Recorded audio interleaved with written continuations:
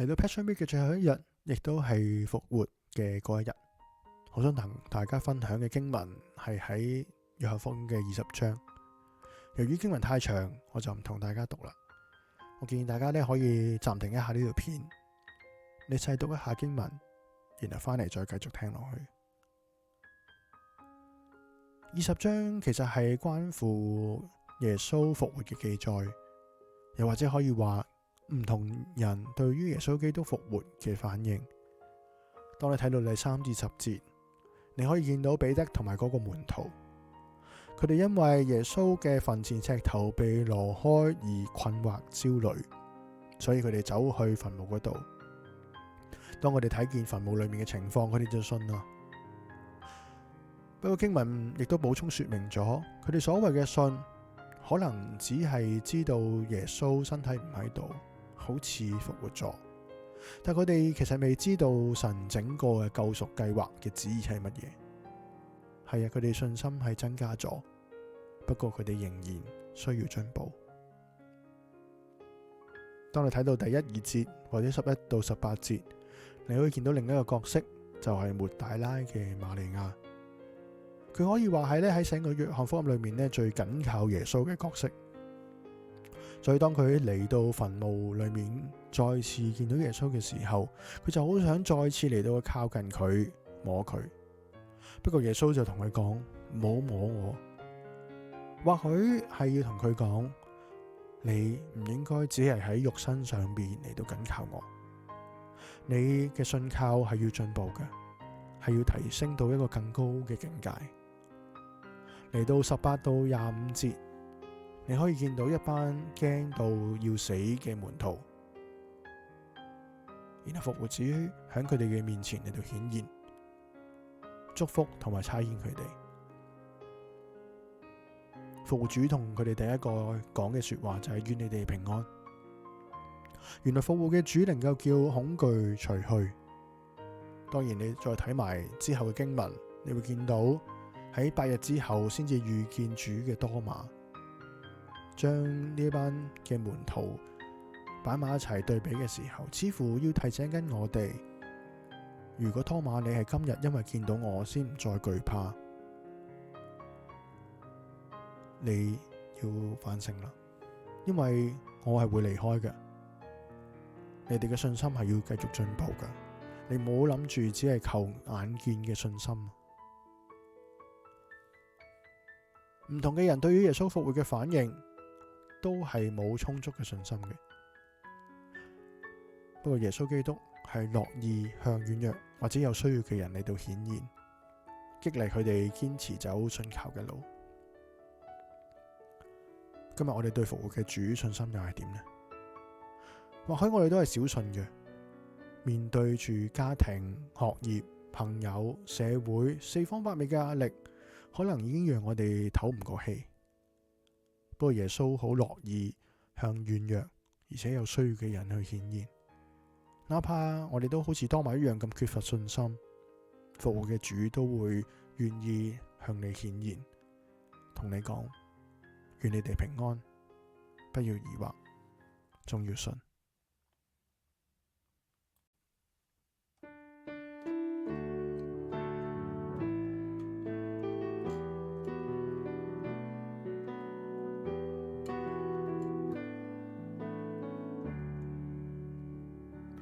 在困苦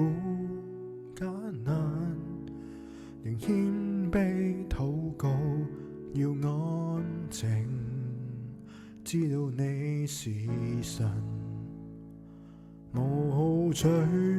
羔羊，曾被殺完犧牲，為救贖流血捨身。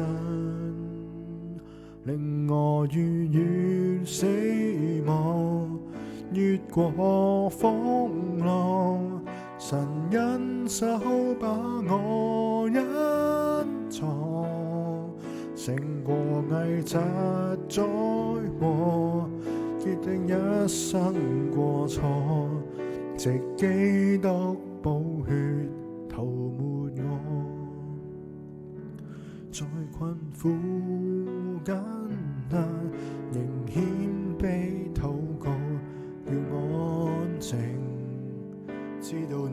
是神，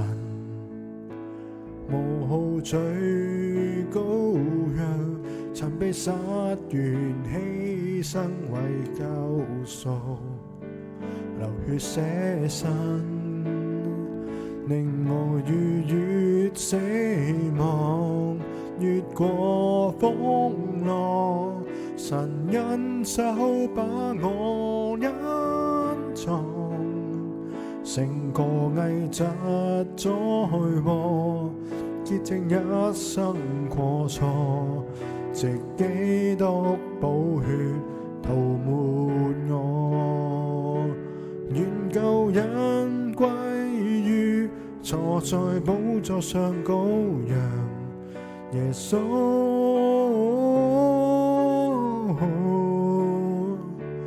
願救恩歸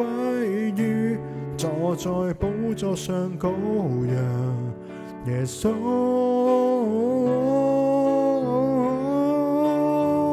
令我逾越死亡，越過風浪，神恩手把我隱藏，勝過危疾災禍，潔淨一生過錯，藉基督寶血塗抹我，藉基督寶血塗抹我。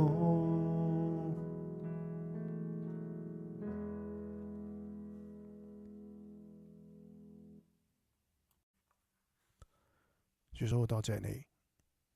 喺呢個禮拜裏面，我哋再一次睇你喺在世上邊最後嘅幾日嘅時候，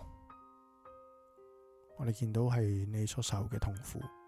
而呢啲痛苦其實係你唔需要受嘅，不過係因為你愛我哋嘅緣故，為着我哋能夠從天父重修舊好，為着我哋唔再需要被罪捆綁，而甘願踏上呢個十字架嘅路。仲有呢份恩情，我哋其實無以為報。求你繼續去幫助我哋，喺我哋生命裏面，讓我哋常常記住你呢份嘅恩情，又記住其實你係知道我哋每一個人嘅艱難痛苦，因為喺你最後人生最後一個禮拜嘅時候，其實你都經歷咗呢啲嘅痛苦，所以你好清楚知道我哋每一個人嘅內心嘅世界。求你嘅靈常常提醒我哋，你會與我哋同在，你提升我哋嘅信心。當我哋都軟弱，當我哋都好有需要，唔知點算，點樣面對前路嘅時候，求你幫助提升我哋嘅信心，俾我哋再次記得你經歷過呢一切嘅痛苦，你會願意與我哋同在，你會安慰陪伴我哋，以致我哋有力去面對每日嘅挑戰。求你就幫助帶領我哋每一個人。多謝你聽我哋祈禱，我哋咁禱告，奉主耶穌嘅名祈求，阿門。